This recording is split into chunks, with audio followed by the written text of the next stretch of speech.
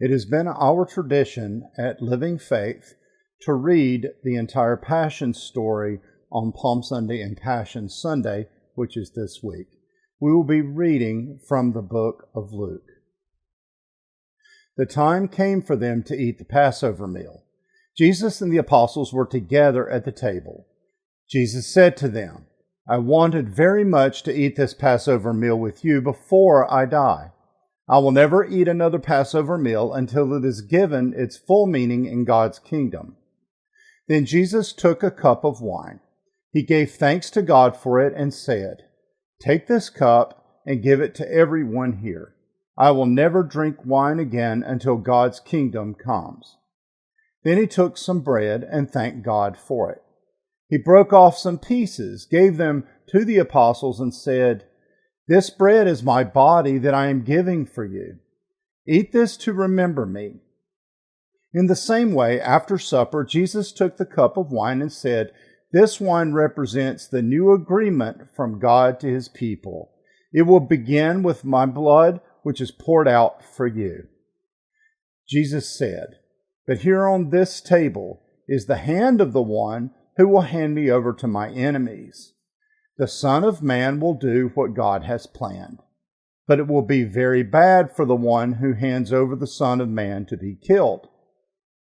Then the apostles asked each other, "Which one of us would it be?" Later, the apostles began to argue about which one of them was the most important. But Jesus said to them, "The kings of the world rule over other people, but those who have authority over others want to be called the great providers for the people. But you must not be like that. The one with the most authority among you should act as if he is the least important. The one who leads should be like the one who serves. Who is more important than the one serving or the one sitting at the table being served? Everyone thinks it's the one being served, right? But I have been with you as the one who serves. You men have stayed with me through many struggles, so I give you authority to rule with me in the kingdom that the Father has given me. You will eat and drink at my table in that kingdom. You will sit on thrones and judge the 12 tribes of Israel. Satan has asked to test you men like a farmer tests his wheat. Simon, Simon, I pray that you will not lose your faith. Help your brothers be stronger when you come back to me." But Peter said to Jesus, "Lord, I am ready to go to jail with you. I will even die with you." But Jesus said, "Peter, before the rooster crows tomorrow morning, you will say that you don't know me. You will say this 3 times. Then Jesus said to the apostles, "Remember when I sent you out without money, a bag, or sandals? Did you need anything?" The apostles said, "No." And Jesus said to them, "But now if you have money or a bag, carry that with you. If you don't have a sword, sell your coat and buy one." The scripture says he was considered a criminal. This scripture must happen. It was written about me, and it is happening right now. The followers said, "Look, Lord, here are 2 swords." And Jesus said to them, "That's enough." Jesus left the city and went to the Mount of Olives. His followers went with him, and he went there often. He said to his followers, "Pray for strength against temptation." Then Jesus went about 50 steps away from them. He knelt down and he prayed, "Father, if you're willing, please don't make me drink from this cup, but do what you want, not what I want." Then an angel from heaven came to help him. Jesus was full of pain. He struggled hard in prayer. Sweat dripped from his face like drops of blood falling to the ground. When he finished praying, he went to his followers. He found them asleep, worn out from their grieving. Jesus said to them, "Why are you sleeping? Get up and pray for strength against temptation." While Jesus was speaking, a crowd came up. It was led by Judas, one of the 12 apostles. He came over to Jesus to kiss him. But Jesus said to him, Judas, are you using the kiss of friendship to hand over the Son of Man to his enemies? The followers of Jesus were standing there too. They saw what was happening and said to Jesus, Lord, should we use our swords? And one of them did use his sword, and he cut off the right ear of the servant of the high priest. Jesus said, Stop. Then he touched the servant's ear and healed him. Jesus spoke to the group that came to arrest him. They were the leading priests, the older Jewish leaders, and the Jewish soldiers. He said to them, Why did you come out here with swords and clubs? Do you think that I'm a criminal? I was with you every day in the temple area. Why didn't you try to arrest me there? But this is your time, the time when darkness rules. They arrested Jesus and took him away to the house of the high priest. Peter followed Jesus, but he stayed back at a distance. The soldiers started a fire in the middle of the yard and sat together. Well, Peter sat down with them. A servant girl saw him sitting there. She could see because of the light from the fire, and she looked closely at Peter's face, and then she said, This man was also with Jesus. But Peter said that this wasn't true. He said, Lady, I don't know him. A short time later, someone else saw Peter and said, You were also one of them. But Peter said, Man, I am not. About an hour later, another man said, It's true, I'm sure this man was with him because he is from Galilee. But Peter said, Man, I don't know what you're talking about. Immediately, while he was still speaking, a rooster crowed. Then the Lord turned and looked into Peter's eyes, and Peter remembered what the Lord had said. Before the rooster crows in the morning, you will say 3 times that you don't know me. Then Peter went outside and cried bitterly. The men guarding Jesus made fun of him and beat him up. They covered his eyes so that he couldn't see them. Then they hit him and said, Be a prophet and tell us who hit you. And they shouted all kinds of insults at him. Well, the next morning, the older leaders of the people, the leading priests, and the teachers of the law came all together. They led Jesus away to their high council, and they said, If you are the Messiah, then tell us that you are. Jesus said to them, If I tell you I am the Messiah, you won't believe me. And if I ask you, you will not answer. But beginning now, the Son of Man will sit at the right hand side of God, all-powerful. They all said, Then you say that you are the Son of God? Jesus said to them, You are right in saying that I am. They said, Why do we need witnesses now? We all heard what he said. Then the whole group stood up and led Jesus away to Pilate. They began to accuse Jesus, and they said to Pilate, We caught this man trying to change the thinking of our people. He says we should not pay taxes to Caesar. He calls himself the Messiah, a king.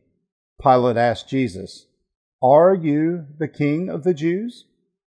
Jesus answered, Yes, what you say is true. Pilate said to the leading priests and the people, I find nothing wrong with this man. But they kept on saying, His teaching is causing trouble all over Judea. He began in Galilee. Now he is here. Pilate heard this and asked if Jesus was from Galilee. He learned that Jesus was under Herod's authority. Herod was in Jerusalem at the time, so Pilate sent Jesus over to him. When Herod saw Jesus, he was really happy. He had heard all about him and had wanted to meet him for a long time. Well, Herod wanted to see a miracle, so he was hoping that Jesus would do one. He asked him many questions, but Jesus said nothing. The leading priests and teachers of the law were standing there shouting things against Jesus. Then Herod and his soldiers laughed at him. They made fun of him by dressing him in clothes like kings wear. Then Herod sent him back to Pilate. In the past, Pilate and Herod had always been enemies, but on that day they became friends. Pilate called all the people together with the leading priests and the Jewish leaders. He said to them, "You brought this man to me. You said he was trying to change the people, but I judged him before all of you and have not found him guilty of the things you say he's done." Herod didn't find him guilty either. He sent him back to us. Look, he has done nothing bad enough for the death penalty. So after I punish him a little, I will let him go free. But they all shouted, "Kill him. Let Barabbas go free." Barabbas was a man who was in jail for starting a riot in the city and for murder. Well, Pilate wanted to see Jesus go free. So again, Pilate told them that he would let him go, but they shouted louder, "Kill him on the cross." A third time, Pilate said to the people, "Why? What wrong has he done? He's not guilty. I can find no reason to kill him. So I will let him go free after I punish him." But the people continued to shout. They demanded that Jesus be killed on a cross. The shouting got so loud that Pilate decided to give them what they wanted. They wanted Barabbas to go free, the one who was in jail for starting a riot and for murder. So Pilate let Barabbas go free, and he handed Jesus over to be killed. This is what the people wanted. The soldiers led Jesus away. At that time, there was a man from Cyrene named Simon coming into the city from the fields. Well, the soldiers forced him to carry Jesus' cross and walk behind him. A large crowd followed Jesus. Some of the women were sad and crying. They felt sorry for him. But Jesus turned and said to the women, "Women of Jerusalem, don't cry for me. Cry for yourselves and for your children also. The time is coming when people will say, 'The women who cannot have babies are the ones God has blessed.' It's really a blessing that they have no children to care for. Then the people will say to the mountains, 'Fall on us.' They will say to the hills, 'Cover us.' If this can happen to someone who is good, what will happen to those who are guilty?" There are also 2 criminals led out with Jesus to be killed. They were led to a place called the Skull. There the soldiers nailed Jesus to the cross. They also nailed the criminals to crosses beside Jesus, one on the right and the other on the left. And Jesus said, "Father, forgive them. They don't know what they're doing." The soldiers then threw dice to divide Jesus' clothes between them. The people stood there watching everything. Well, the leaders laughed at Jesus. They said, "If he's God's chosen one, the Messiah, then let him save himself. He saved others, didn't he?" Even the soldiers laughed at Jesus and made fun of him. They came and offered him sour wine. They said, "If you are the king of the Jews, save yourself." At the top of the cross, these words were written, "This is the King of the Jews." Well, one of the criminals hanging there began to shout insults at Jesus. "Aren't you the Messiah? Well, then save yourself and save us too." But the other criminal stopped him and said, "You should fear God. All of us will die soon. You and I are guilty. We deserve to die because we did wrong. But this man has done nothing wrong." Then he said, "Jesus, remember me when you begin ruling as a king." Then Jesus said to him, "I promise you, today you will be with me in paradise." It was about noon, but it turned dark throughout the land until 3 o'clock in the afternoon, because of the sun had stopped shining. The curtain in the temple was torn in two from top to bottom. Jesus shouted, "Father, I put my life in your hands." And after Jesus said this, he died. Well, the army officer there saw what had happened. He praised God, saying, "I know this man was a good man." Many people had come out of the city to see all this.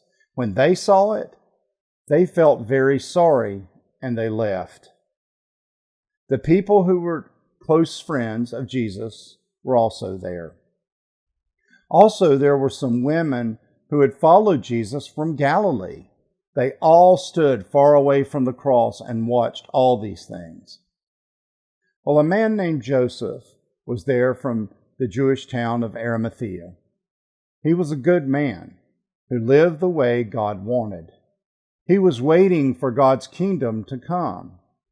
Well, Joseph was a member of the Jewish council, but he did not agree with the other leaders and that had decided to kill Jesus.